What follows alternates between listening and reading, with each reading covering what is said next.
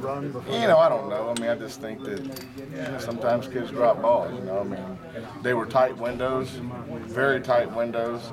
And so, the ball probably, whenever there's tight windows, like when you're going right past the guy and the ball hits you, sometimes it's on you. Sometimes the safety's breathing down your neck. There's a lot of factors out there. And so, but the one thing I will say is that every drop we had, and the people that dropped them, I believe wholeheartedly that they're going to catch them most of the time. And so that was really, to have that many drops was an outlier in my opinion. Those kids aren't going to drop those balls. And so the biggest thing we can do is just not sit there and stress it to the point where they're stressing it. It's over. Whenever you make a bad pass or make a bad decision or do anything negative, the best thing you can do is get the hell over it and move on. And so we're not going to sit there and point fingers and stress about what we did wrong as coaches and what we did wrong as players. We're going to learn from it and move on. We're in it together. So, there's no, we'll do better next time. In terms of the running back rotation, you mentioned you wanted to get multiple backs out there and looked like you were able to accomplish that Saturday. How happy are you with the way you're able to get multiple guys into the game at certain points? Yeah, we're going to continue doing that. Our job is to distribute the ball to those guys, and whoever's hot is going to probably get it a little more. We're talented at that position and some other positions, so competition's good, and so there's nothing wrong with that.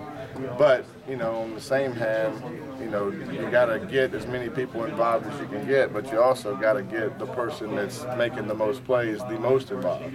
And so it's a balancing act on our end, but I thought for the most part, with the number of plays we ran in that game, which wasn't many, the ball got distributed pretty well.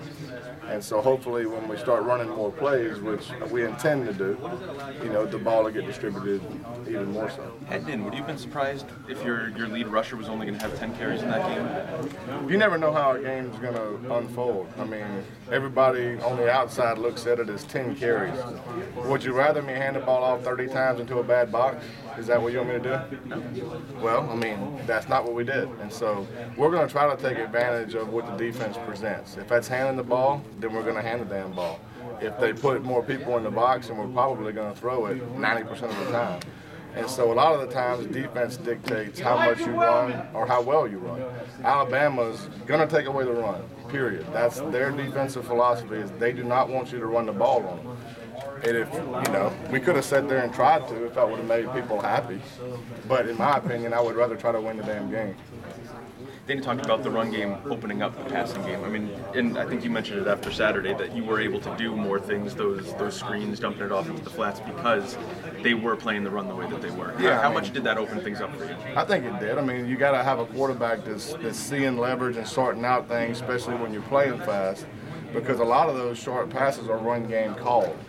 Probably most of the plays that we called are run game called, and it's his job to get the ball. Hit one deep throw to Kevin was inside zone called, and he threw a deep ball and we completed it. Now, in your opinion, we probably should have handed that off and got 0 yards. I would rather take advantage of leverage and throw the damn ball up, So that's what happened. How was Clint's decisions? Did he see the things that you wanted him to see? I think he did for the most part. There was probably 2 or 3 plays through the course of the game where I felt his eyes were bad and feet were bad for whatever reason.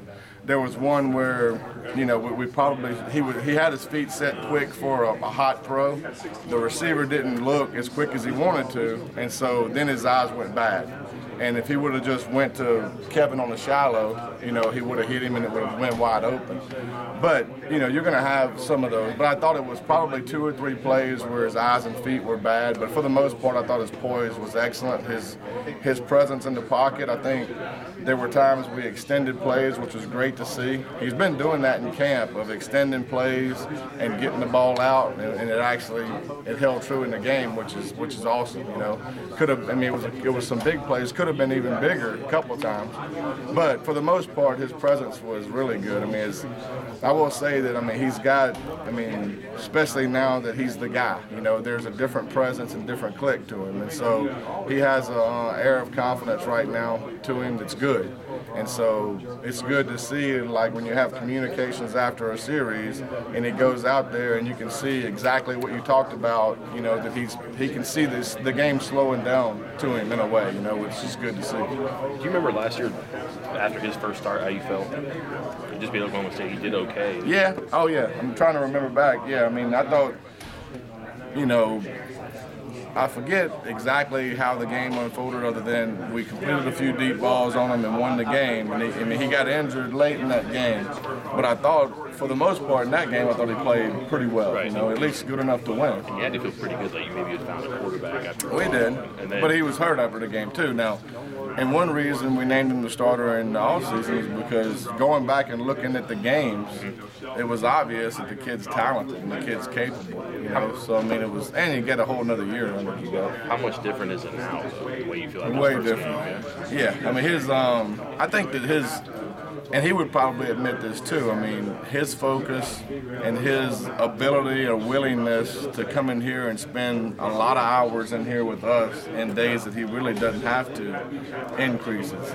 You know, and that's a product of being happy. You know, a lot of times, you know, when he got here, it didn't unfold exactly the way he wanted it to unfold. And I had conversations with him about that last year, and I thought that when we started in the Oklahoma State game, and I talked to him before that game, and I was like, you know, things in life seldom happen exactly like you want it to. It's just the way it is, and so you gotta take what you're given and make the best of it. And I thought his attitude, you know, and a testament to him too, is when we started Paul and when we started Ford, his attitude was great. His attitude on the sideline was great. His attitude in the meeting rooms were great. The kid understands football. He understands the dynamic of a team. Even though things wasn't working out exactly the way they wanted to for him, he understood that his part was to be positive and be a good teammate. And so when his time came around, I thought he did a good job of taking advantage of it. He just got injured, you know, and I mean, what do? He got injured. We didn't play very well after that.